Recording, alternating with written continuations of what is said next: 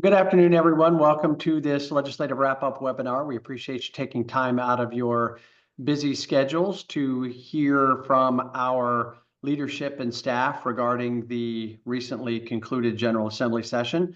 I do want to take a moment to acknowledge the town of North Beach, which we understand is participating today as a town staff training opportunity to hear about the work that was done in Annapolis this year. So thank you, North Beach town staff. I want to acknowledge the leadership of the committee this year and the great work done by Chris Nevin, the chair of the legislative committee, and Sarah Green, the vice chair from the city of Laurel. I don't think it's a overstatement to say this was a challenging legislative session. And while the state has done what they need to do according to the state constitution to wrap up the 90 days, the work that still needs to be done across the state of Maryland will continue as we move forward. And just because the state has finished doing what they needed to do for calendar year 2025 doesn't mean that the work is done for us in terms of the advocacy and the relationships and the work that we need to do every day to continue to rely on, support, and work with our partners in state government. I know for all of you, it's not just the challenges of the state budget and that conversation, but also everything that's happening at the federal level and the unknown impacts that may still await all of us in our member jurisdictions when it comes to what ultimately will spin out from a lot of federal decision-making processes. But I think we are really fortunate that in the state of Maryland, this organization and our staff, who you will hear from today, is owed the lion's share of the credit for this, has built really strong relationships between MML and the Moore Miller administrations, and really strong relationships between MML and the presiding officers in the General Assembly and the committee chairs across both chambers. And that allowed us to have a very successful legislative session on most of the things that were high priorities for this organization, which you will hear about. And so I don't want to take too much time, as I know the staff has a lot to go over. Once again, we really appreciate your participation and involvement, and look forward to some of you, many of you, all of you becoming active committee members in the future, signing up to join our committees and being a part of the work that we do. We don't do this just as the staff and organizational leadership. We do this because of the great work of the committee that evaluates hundreds and hundreds and hundreds of pieces of legislation in order to determine which ones matter most to our municipal governments. So great thank you to the staff and all of your hard work. We could not do it without you. And thank you to the members of the committee who are on the call and to our committee leadership. We do all of this work together for the benefit of all of us. And with that, I will pass the microphone to Chris Nevin, the mayor of Hampstead and our legislative committee chair this year. Thank you, Chris. Thank you, Michael. Appreciate that. I just want to reiterate what Michael said. A sincere thank you to the legislative committees, the league leadership, and especially for staff for a job well done. Those relationships that Michael mentioned definitely served us well in this session. And as everybody will acknowledge, it was a challenging legislative session, not just because of the well-publicized budget issues, but the sheer number of bills introduced this year at over 3,000. So there was a lot of bills to review. And as a league, we took positions on almost 200 bills this year, which is a record by double any previous year. The LC members and the MML staff worked really hard and dedicated a lot of time to the session, and the league is stronger for that dedication and effort that they put in. So also a thank you to the members who otherwise participated and wrote letters or testified. And so not to take much of your time, but again, thank you to all for the challenges that we overcame this year, and looking forward to seeing what's coming in the future. And at this point, I'll turn it over to Teresa Coons to take it from here. Good morning, or actually good afternoon, everyone. Thank you for joining us. We really appreciate it. We have a great turnout today. I wanted to quickly go through housekeeping and our program, and then we'll talk about the session and hand it off to our municipal experts. If you have any questions throughout the program, please put them in the question and answer box. We will come back to that in about 20 minutes. Some of them will be answered live, and we'll do our best to have the right person answer them, and we will also address them verbally. In addition to that, we have about a half hour together today, so I'm gonna get right into it. As Chris mentioned, as well as Michael, we had a difficult session. However, MML did great. And while we are extremely pleased about how our bills turned out, we got further than we have in the past on several different fronts. We will say the budget is still continuing to be an issue. HURs are protected, and that's one of the biggest issues that you'll see from our feedback with Justin in the budget area. I will share that the budget discussion is not over. We have one constitutional challenge is to balance that budget. I believe that we will have a special session this fall. It has been talked about throughout the chambers. We heard the whispers again yesterday. So please expect to hear more from us as we get closer. It sounds like in the fall, we will have another budget special session to talk about next year's budgets and what changes need to happen.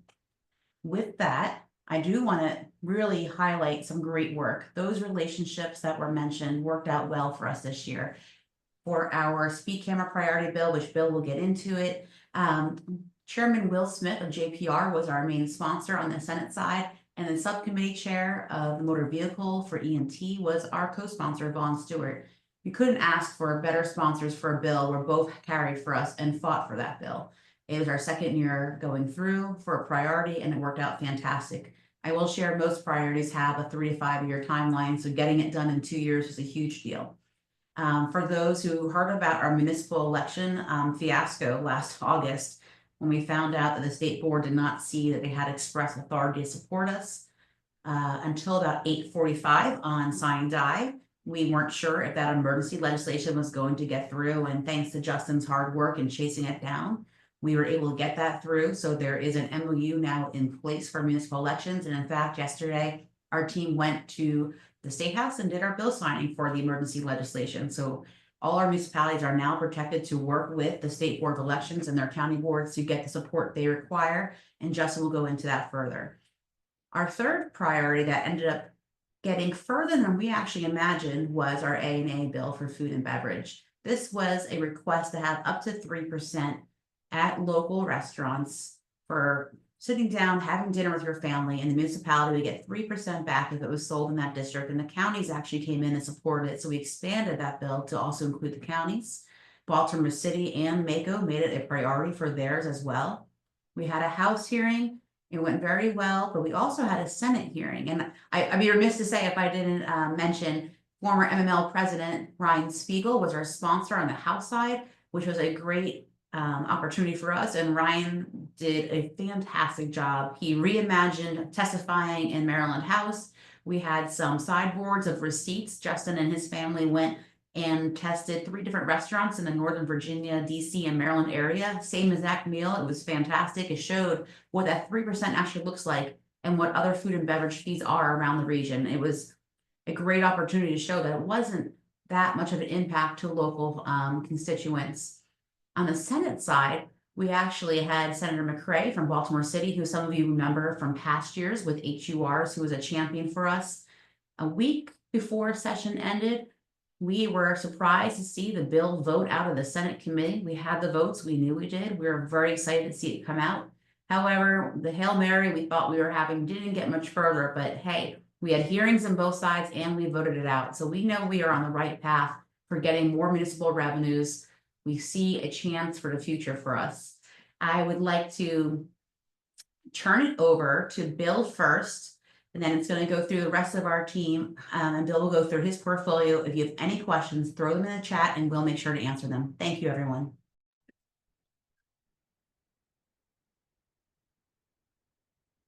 Thank you, Teresa, and good afternoon, everyone.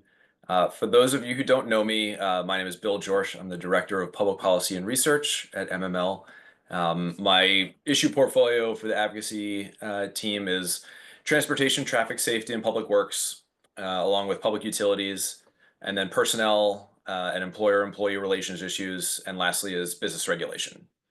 So diving into our first priority that Teresa touched on, House Bill 343 and Senate Bill 390. As mentioned, this was a priority for the league last year. It made it out of the House in a amended form that would have only applied to municipalities without police departments, but it failed to receive a vote in the Senate. To Teresa's point, our duo of sponsors, Senator and Chairman Will Smith and Chair of Motor Vehicle Subcommittee Delegate Vaughn Stewart, were fantastic, and it was their leadership shepherding these bills through their chambers that really made a big difference this year. So a big thank you goes out to them. As introduced, this bill allows a civilian technician to review speed camera images and issue citations. This is in addition to a law enforcement officer who is currently the only person authorized to perform these tasks. The Senate heard the bill first and was voted out of committee with only one no vote. There was a small amendment on the Senate floor that defined reasonable training. So that was another aspect we added into the bill, is that currently there's no training requirement for law enforcement officers in the law, at least. And so we thought that while adding a civilian technician, adding a reasonable training requirement seemed prudent as a stopgap measure. So the amendment that was on the floor that was adopted in the Senate defined reasonable training. We don't anticipate this to materially impact the functionality of the bill. So once it passed out of the Senate, the House committee held their hearing, and the Motor Vehicle Subcommittee amended the House bill to match the Senate bill. From there, our fantastic sponsors, moved both bills through the process in identical posture, and both achieved final passage. So we're super excited to have this MML priority pass, as it will potentially impact every single member. Municipalities with police departments will now have the option to relieve officers of the administrative task of reviewing speed camera images, thus acting as a force multiplier, while municipalities without a police department will be able to bring the entire speed camera process in-house rather than rely on an agreement with a separate police department, which we know has acted as a quasi barrier to entry for some of our smaller municipalities. This is a simple fix to an issue that's been around for a while, but it's also a complex issue that has a lot of moving parts. So super excited to have that pass. And I think now we'll move on to Justin to talk about one of our other priorities. Thank you, Bill, and good afternoon, everyone. Justin Fiore here. I am the Deputy Director of Advocacy and Public Affairs. My portfolio has the tax portfolio, as you can see here, anything to do with the state budget, but I also have public ethics, elections, government processes, including annexation and incorporation. And I'm also helping Iris as we transition some of the cybersecurity and information portfolio over to her. So well-rounded bucket, but let's get into House Bill 997, Senate Bill 324. As Teresa mentioned, she covered this bill actually really well. The House bill is introduced by past President Delegate Spiegel, and the Senate by Corey McCray from Baltimore City. Both of them were amazing sponsors and helped us probably push this bill a little bit further than I think a lot of folks expected. We had great hearings. I think this was year 2 for this bill, and the conversation around town changed substantially. I think last year the legislature was trying to get its mind around what exactly are they looking for. This is a new concept. We don't really give local governments the ability to tax consumer spending, right? We don't have a local sales tax. We don't get anything from cigarette sales or alcohol sales. So the door opened for this, I'd say, a little bit a couple of years ago when the state passed the cannabis legalization for recreational use. We had a small piece of a shared pot of cannabis revenue, and we're starting to open that door further and have conversations about other forms of consumer spending. because as you all well know, when people come to your town for drinks, for food, etc., even if they're not residents, they're still using services well beyond that one establishment, whether it's your roads, your police, trash services, etc. All of that impact is still coming to your town. But by and large, it's your homeowners or your property taxpayers that are footing the bill for everything. So we're trying to share that narrative. I think it's coming across very well with everyone. And so we're kind of building upon that this year. And it was a fantastic step to have the Senate Budget and Taxation Committee actually, take a favorable vote for us. So I think, as Teresa said, we'll look to continue to build on that. This is a multi-year process, but we made some great ground this year. Bill? Thanks, Justin. So I'm going to talk about two bills of mine that both passed and the first one will almost certainly impact every single one of you, and the second one may as well. So let's get started with the state's paid family and medical leave insurance program. So in 2022, just a brief background, because I think it's important to understand how this is going to impact you as we move forward. So in 2022, the General Assembly passed legislation establishing the framework for a state paid family leave insurance program. This program provides a process for employees to file claims for benefits based on their wages, and if they have a qualifying event, such as welcoming a new child or care for an elderly parent. The program was delayed subsequently in the 2023, 2024, and this year's legislative session. So just a quick reminder, there's two kind of major impacts for municipal governments. One, start off with enrollment in the state plan is the default option. So talking about that, in this option, employers are subject to the state contribution rate, which the Department of Labor has set at 0.9% of payroll. So an employee of that employer, if they opt into, or if they opt into the state plan, would pay half of that 0.9% of their salary, so 0.45%. And the employer would pay the other half, the other 0.45%. So the one exception to that is the employer has the option to cover more of the employee's share, but they are not allowed to require the employees to pay more than 50% of that share. So for instance, the employer could say, you know what, as a perk to our employees, we, the employer, are going to cover 75%, thus leaving only 25% to the employee. And that could go up to 100% coverage by the employer. So the employer could say, you know what, we're going to cover the whole thing, and there would be no payroll deduction for those employees. The other exemption for this is that employers with fewer than 15 employees are exempt from paying the employer portion. So the employees would still be subject to their half, but the employers would be exempt from paying their half into the fund. So alternatively, if an employer chooses not to go with the default state plan, they can choose to cover their employees with an equivalent private insurance plan, an EPIP. This is a plan that's offered by a third-party insurer that gets their plan approved by the state that provides equal or better benefits than the state plan. So this third-party insurers are some of the large insurance carriers you may typically think of: Transamerica, MetLife, some of the big names. If an employer chooses to go with an EPIP, they do not need to contribute to the state plan, and instead their employees would pay premiums to the provider. So kind of typical, to other forms of health benefits. So in February of this year, the Department of Labor announced that they were not quite ready to roll this program out, and we're going to seek another delay in implementation.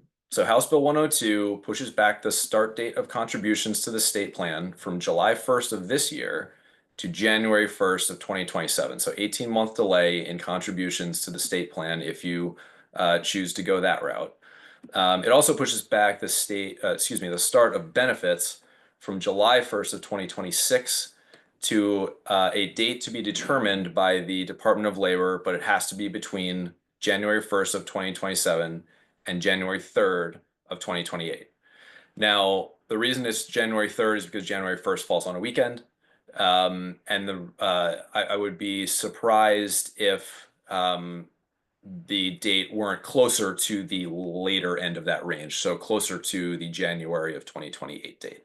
So the reason is that the state has made it a point of wanting to pre-fund the fund through contributions by employers and employees ahead of when benefits and claims can be made. So for instance, they'd like, upwards of a year's worth of contributions from employers and employees going to the fund so that when benefits and claims start, then the fund will already have money to start paying out to successful claimants.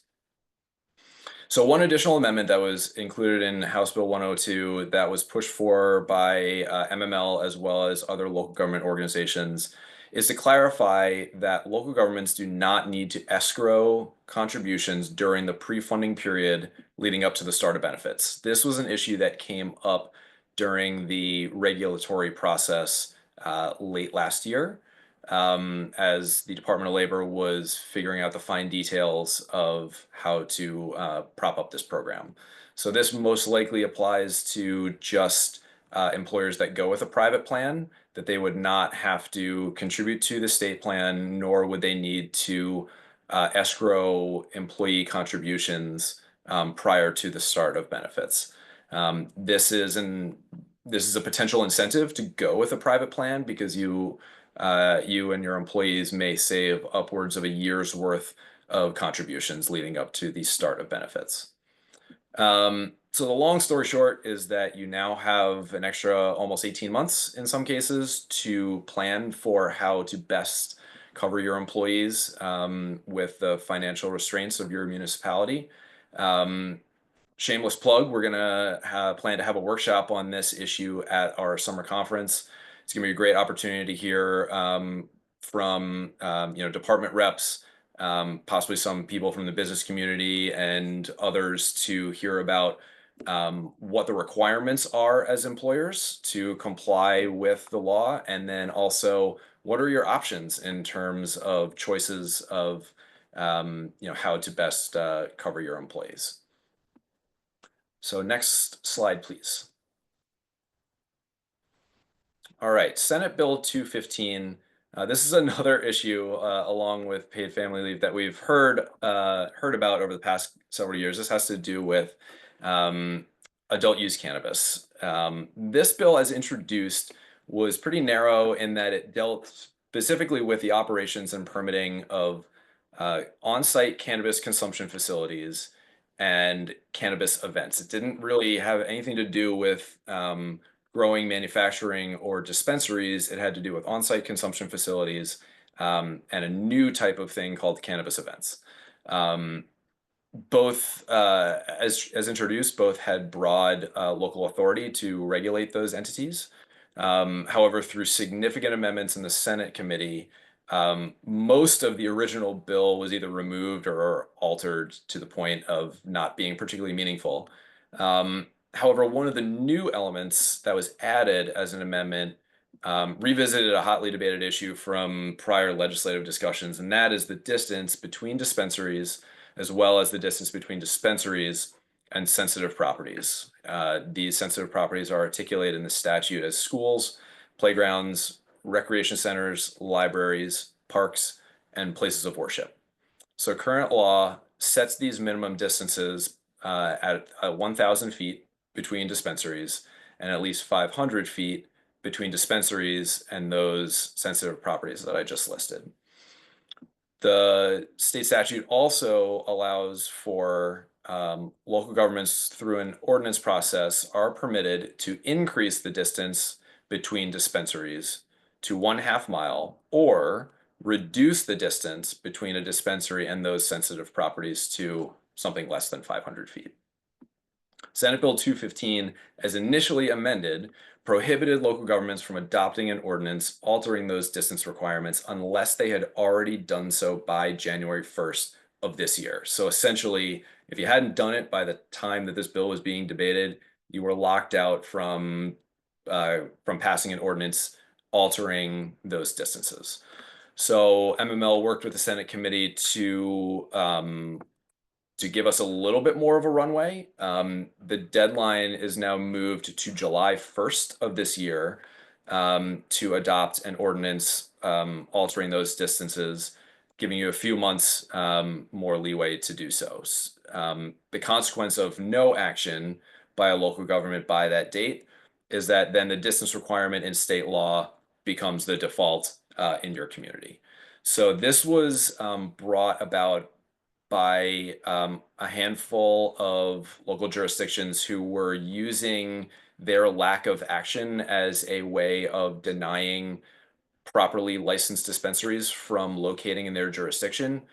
So this was the state kind of a little bit of a slap on the wrist saying, hey, you've had a couple years to do your ordinance. You now have exactly until July 1st if you'd like to alter those distances. Otherwise, we're giving the dispensaries a firm distance requirement that they know that they can go to the bank on. So that's obviously that's something that needs to be addressed quickly in your jurisdiction if you so choose. But it's better than it was, which would have been no chance at all to do so. But now July 1st, 2025 is the deadline to do an ordinance on those distances, should you so choose. And that's it for me. Thank you. Good afternoon. My name is Iris. I am a senior associate with the Maryland Municipal League. My portfolio is cybersecurity and information technology. One of the bills that we had this session was Senate Bill 871, House Bill 1062, which dealt with cybersecurity planning and assessments for community water and sewage systems. We were opposed to this bill when it was introduced. This bill required a lot of regular, expensive third-party assessments. And it also required and wanted to implement a zero trust cybersecurity model that would have cost a lot of municipal water and wastewater's money. We believe that this bill needed to be amended, and luckily Justin and Angelica were able to help me along with Mako and a few other organizations. We were able to amend it and change the requirements to recommendations and guidelines that would help with any kind of water system or wastewater system emergencies. We also were able to amend the bill in terms of the Public Information Act, and it exempted records related to the cybersecurity of critical infrastructure and operational technology from public disclosure. After we removed our opposition, we did send in a letter of information just to let them know what this bill would mean for our local municipalities in terms of cost. And we also talked about the guidelines and the guidance that municipalities may need in the future, as well as resources that were needed for our municipalities. The bill did pass and was signed. But this bill is something that will be enacted October of this year. We wanted to put that on your radar. The second bill that I'm going to talk about is the Cyber Maryland Program Revisions Bill. It's Senate Bill 867, House Bill 1468. We were for this bill. It's actually similar to another bill that the department put out in this session. For the bill is called Senate Bill 241, similar Cyber Maryland Programs Revision Bill. It allowed for the Cyber Maryland program to issue financial grants and contracts. The difference with that bill and this bill is that this one issues more competitive grants and contracts that begin next year. And it also allows entities to apply in municipalities that are dealing with cybersecurity. These grants and these contracts are to enhance the cybersecurity workforce. That is a big goal for our governor this year. And it increases the development and operational technology in the state. We were also for this bill because it authorizes the governor for the fiscal year of 2027 and every fiscal year after that to include a sufficient appropriation in the budget to run this program. So yes, this bill allows competitive grants for local municipalities and entities in local municipalities to gather and gain money for their own programs that they would like to start that deal with cybersecurity. So these are two of bills that passed this session that will be affecting municipalities in the state this year.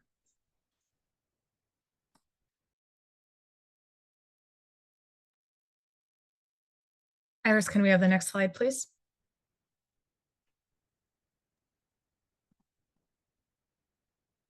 And Angelica, while we're getting the next slide up, I just want to share, we did receive a question, and I think your response didn't go to everybody. If you have a question, please put it in the question and answer part of the chat. We will answer them at the end of this panel, as well as live if we can. Thank you. Perfect. Thanks, boss. Hi, everybody. Angelica Bailey-Thupari. I'm the Director of Advocacy and Public Affairs. My portfolio includes housing and land use, government liability in the courts, and public safety. Housing has been keeping me the busiest the last few years, but we'll start with government liability and voting.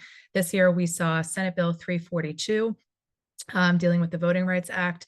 We've seen different versions of this one over the years as well. Usually it's been one big voting rights bill with lots of preemption and mandates and new procedures. This year was different. We saw a few more narrowly tailored bills, a couple of which were more pragmatic and let locals maintain control over our own elections. This one, though, was a little different. We did oppose this one. Senate Bill 342 banned counties and municipalities from structuring local elections in ways that weaken the ability of racial, ethnic, or language minority groups to elect candidates of their choice or influence election outcomes, which is fine, of course, wonderful. It outlined how such violations would be identified and proven. That was largely fine, but it also authorized the Attorney General and private individuals to file lawsuits to enforce this and authorize courts to step in with remedies if a violation was found. And this bill only applied to local, not statewide elections. So given the likelihood of increased litigation costs and the potential for interference in how local elections are run, MML opposed the bill. It did fail. I would be surprised if it doesn't return in some form next year, though. Next slide, please.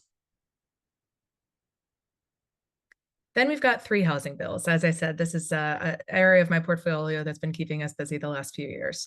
So House Bill 1466, Senate Bill 891, this was what I'll call the ADU bill. This is based on the Accessory Dwelling Unit Policy Task Force's 2024 report. As some of you may recall, we've seen an increase in ADU-related legislation the last few years, a task force which was created, which MML and MACO were involved in.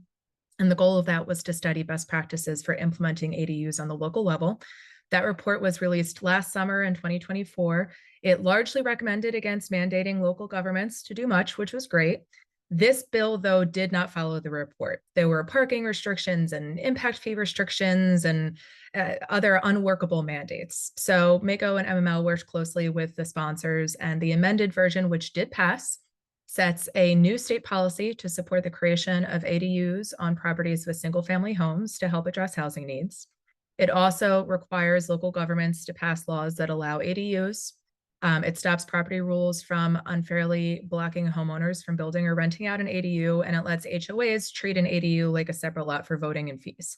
So yes, there will be a state rule that we cannot block ADUs, but we can still apply our own requirements and things like that. Next slide, please. Senate Bill 430, House Bill 503 was called the Housing for Jobs Act. This was the governor's primary housing bill this year, and spoiler, it did not pass. The original version was fairly complicated. The goal was to increase housing in the areas of the state with the most jobs, but not enough housing to house those workers. So the bill was applied regionally, not statewide. If you fell within a region with a gap, as they called it, you would be mandated to quickly approve new projects, and you couldn't deny a project without one of what they called a justification, which were enumerated. There was also another piece we didn't like where a developer could sue a local government in circuit court if they thought the local government didn't have a sufficient justification for denying a project. We worked hard on this bill all session. It was heavily amended a few weeks before sine die, basically scrapping everything I just said, and only did 3 things. It created a commission to study the housing crisis, which gave MML and MACO 2 seats each. It said the state had to set some housing targets in collaboration with local governments, but there was no enforcement mechanism for meeting those targets, no teeth there. And there was a vesting piece where locals planning and zoning rules were locked in for 5 years at the time the development application was submitted. It received multiple work sessions in the Senate committee. There was a ton of discussion, but ultimately it did not make it out of committee. So to be clear, the administration did not pass a big housing bill this year. Next slide, please. And then finally, we saw a TOD bill coming from MDOT, which is interesting. The goal of this bill was to make TODs, transit-oriented developments, a little easier, but it came from the Maryland Department of Transportation, not planning or DHCD as we usually see. And there were some local preempty stuff we didn't like. This bill would have preempted local governments from imposing minimum off-street parking requirements within half a mile of a rail transit station. And it also changed some special taxing district benefits around TODs. MML and MACO were both opposed. We worked closely with MDOT on potential amendments all the way up until sine die, but it got stuck in its Senate committee and did not move forward. So thank you. I think that's it for me, and I'll turn it over to Tyler next. Or Justin, rather, excuse me. Justin?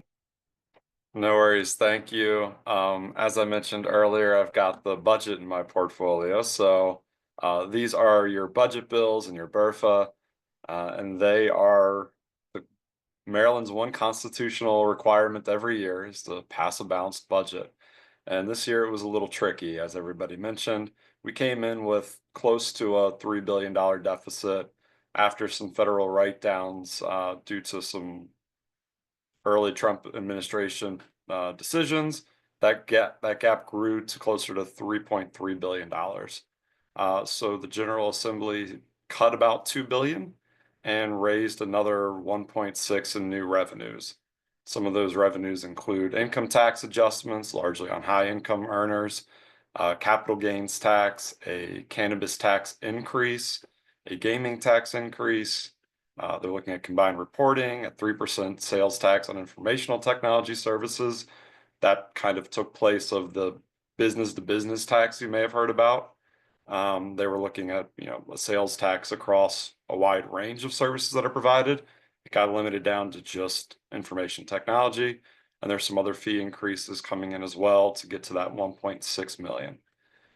What's important for us to take a look at and know is municipal highway user revenues, program open space, and police aid was all protected. So municipalities are slightly insulated from state budget decisions compared to the county. We really have a few big buckets, and it seems, at least for now, we're doing well within those ranges. As Teresa mentioned, there's a high likelihood of October or fall special session if we see more. So let's see, my last bullet point here says that the budget includes a trigger for the Maryland General Assembly to return for more cuts.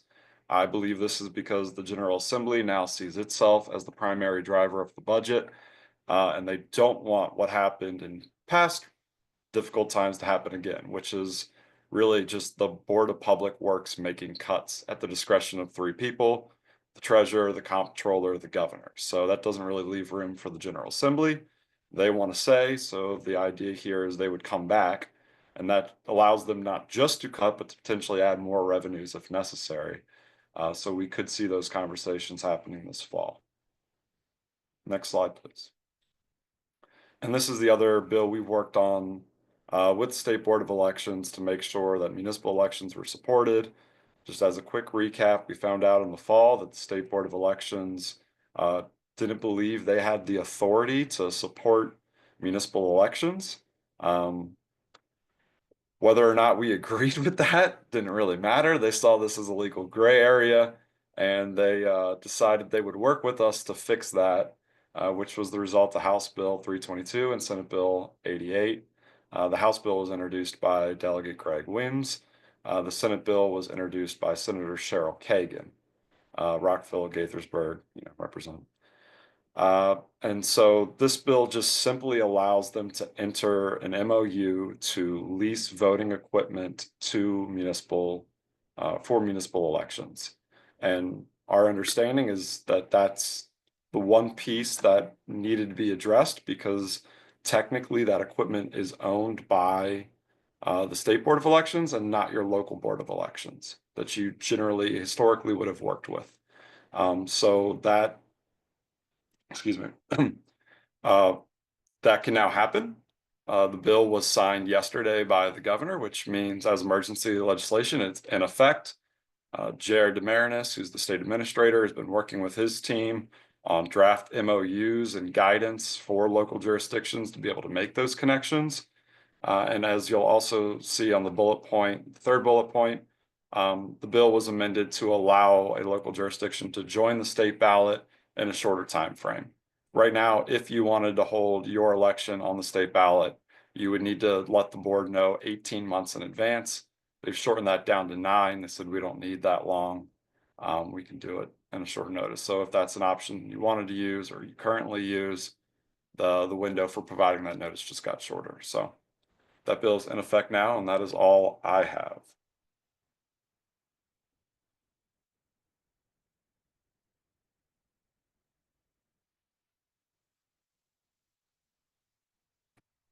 And Tyler, I think you're up next. It says that my video is disabled by the host. Why don't you go ahead and get started? And Iris, if you can play with that, that'd be awesome. Thank you, everybody. Okay, sounds good. I am Tyler Bryce. So I am here we go. There we go. I am the manager of advocacy and public affairs. This was my very first session with the Municipal League. And so, yeah, my portfolio is focused on climate, solar, energy, and environmental issues, particularly related to climate resilience, energy development, and waste reduction. So over the course of this legislative session, there's been a significant growth in interest surrounding my portfolio, facing challenges of, climate change, energy transition, waste management, like I said before.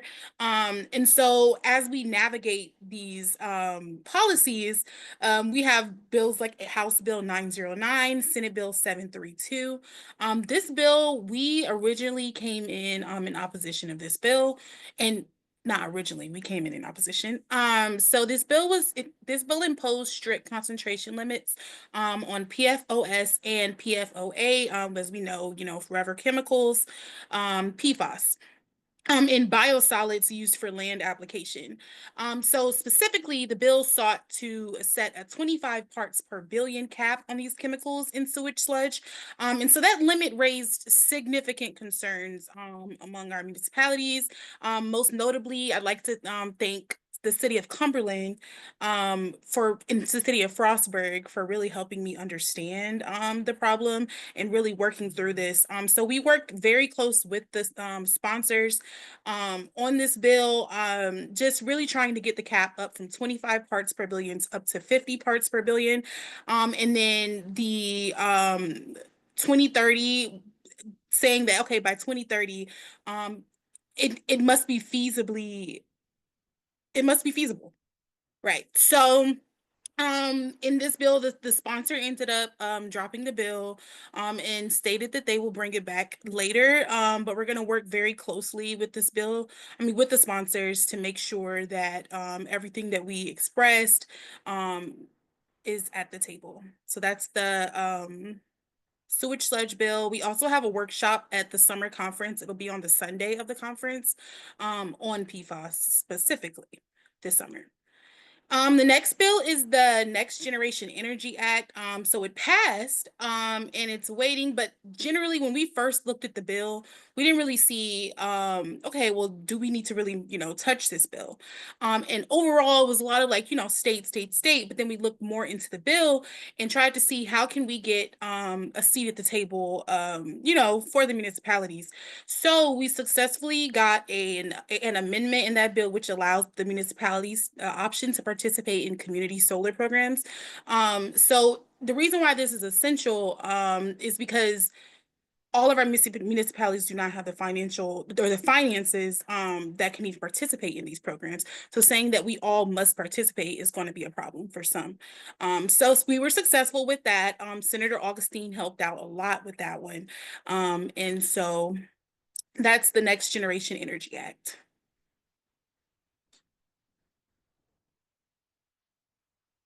And the last bill is the bottle bill.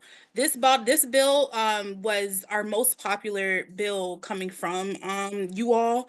Our membership came to us and also were at the table writing in for this bill. So it establishes a statewide deposit and refund system for beverage containers as a means of reducing litter, increasing recycling rates, and supporting those recycling programs.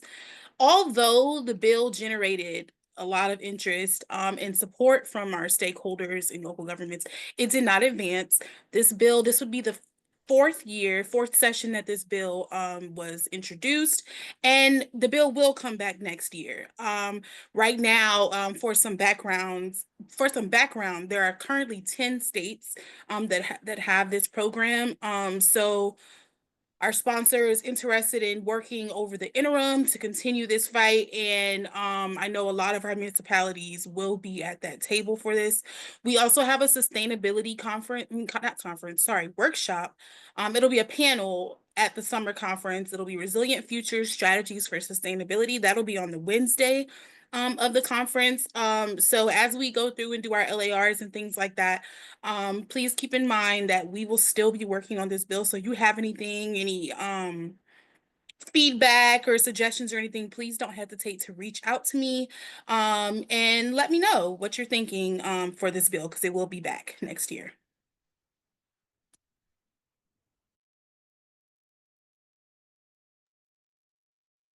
Thank you so much, Tyler. Bill, we do have a question from Mayor Casanas about LARs. Let's do this first, and then we'll go back to the overall session numbers, if you can handle that.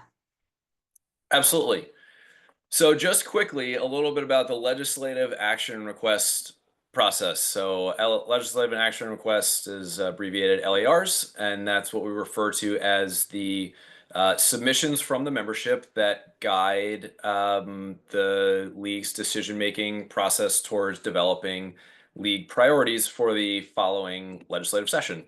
So currently we're accepting LAR submissions from municipalities, chapters, and MML departments. The forms have been distributed already on MD Community and will be in today's Dispatch e-newsletter as well. So the deadline to submit these proposals is May 30th. My email and Iris's email are up on the screen. Please email it to both of us if you wouldn't mind. Each entity may submit up to 3 LAR proposals. There's an additional deadline of July 1st to submit the governing body's approval. So this is if a municipality would be your council or commission vote. It would be for a chapter, a vote of the chapter or department. This is done to ensure that the entirety of the municipality, chapter, or department is in favor of the legislative action request, not just one person submitting an LAR representing themselves on speaking on behalf of the entire body.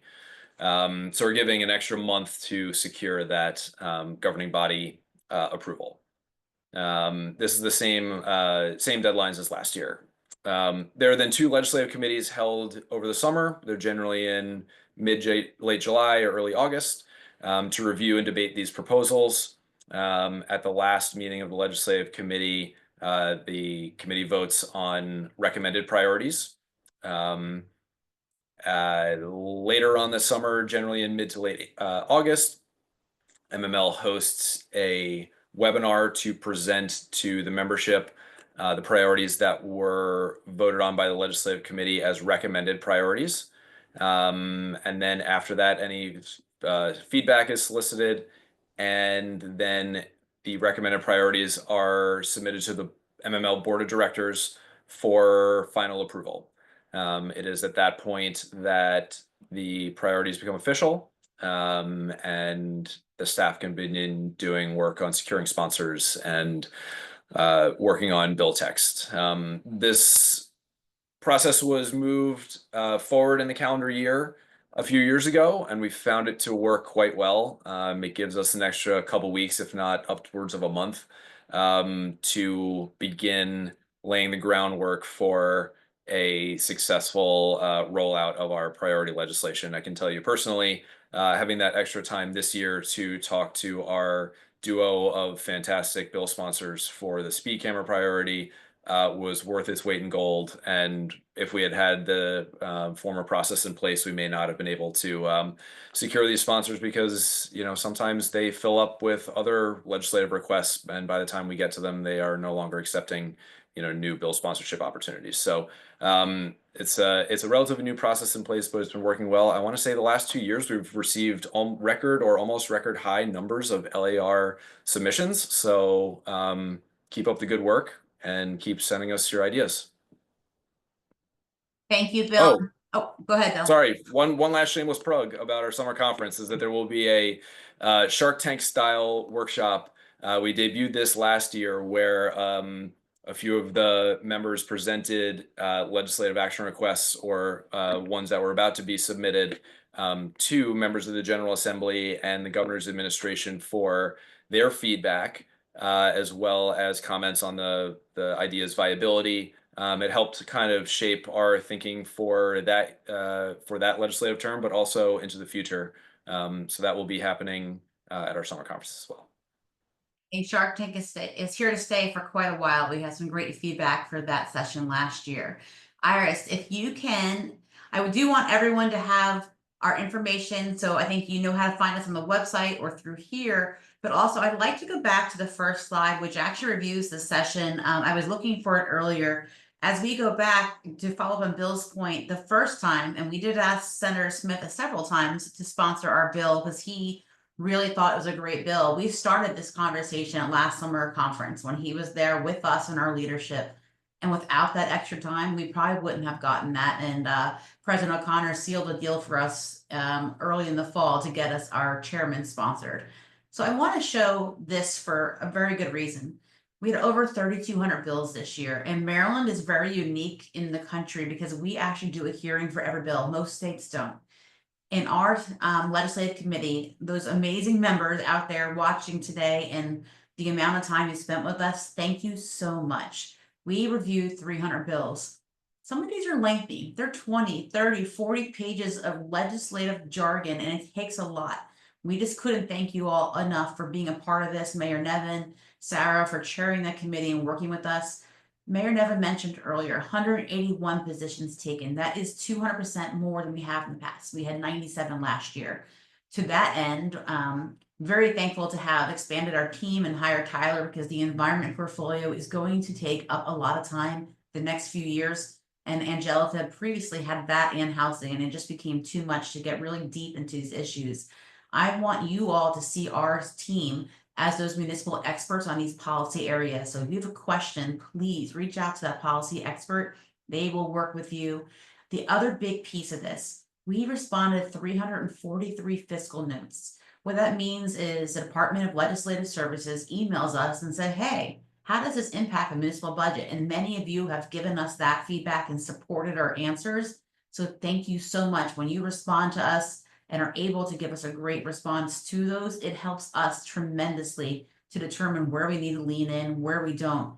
You have 5 people doing the work of 15. We have 300 bills reviewed and 200 positions taken. It is huge. In terms of the opposed bills, that's my favorite part to watch, because if you look at the final report, which we will email to all of you, hopefully by the end of tomorrow, you'll get our final bill list and what happened with the bill. You will get the 90-day report from the DLS. We're going to link to that in our final email to everybody, as well as this webinar recording and the PowerPoint presentation. Chris, I did see your question, so we're going to send that to everybody at MML's email address. We want you to see what we're able to do. Those killed bills becomes part of our major part of our portfolios. Angelica, she and I joke, and I always say, you're whack-a-mole. Bill and Justin have a priority. You're killing the rest of them. And that's exactly what our team did this year. So I couldn't thank this group of staff more. You have shown us you truly understand what's going on in municipalities and the impacts. We're excited to expand that team and offer Tyler as a part of our energy portfolio. I do want to talk quickly about what's coming up. May 30th, committee signups end. So if this has interested you and you'd like to get a say in what's going on in legislative session next year, please make sure you're signing up either with a self-nomination or through an affiliate group, and that is considered your chapter or your staff department. Every chapter and staff department gets to send 1 representative per MML committee. So please talk to your groups and get those submissions in. So we have a wide range and diverse community membership. So we understand what's going on from a perspective of a city manager down to the clerks and everyone else in between, as well as the police executives. Chief Hamill is our favorite. He's doing awesome for the committee. June 22nd through 25th is our summer conference. We will have several legislative sessions to kind of break down these sessions and these topics a little bit deeper. So if you have a certain interest, please let us know. And please hold July 30th. We are going to do our summer symposium on energy and resiliency. It is going to be a major lift for the state over the next few years to meet some of those climate goals. And it's going to impact municipalities and how we operate. It will be in Annapolis. We'll send out the location very soon. We're looking at a few locations soon. I do just want to finally again say thank you all of you for joining us today. This is our third session in a row with myself and this team in place. The first year we had our first time to get sales tax through the cannabis. Last year we expanded with tourism zones, and this year speed cameras and having more authority at the local level. We're just doing such an amazing job, and I'm very proud of this team and the work that we've done with our membership. So thank you all, and we hope to see you at summer conference. Have a great afternoon.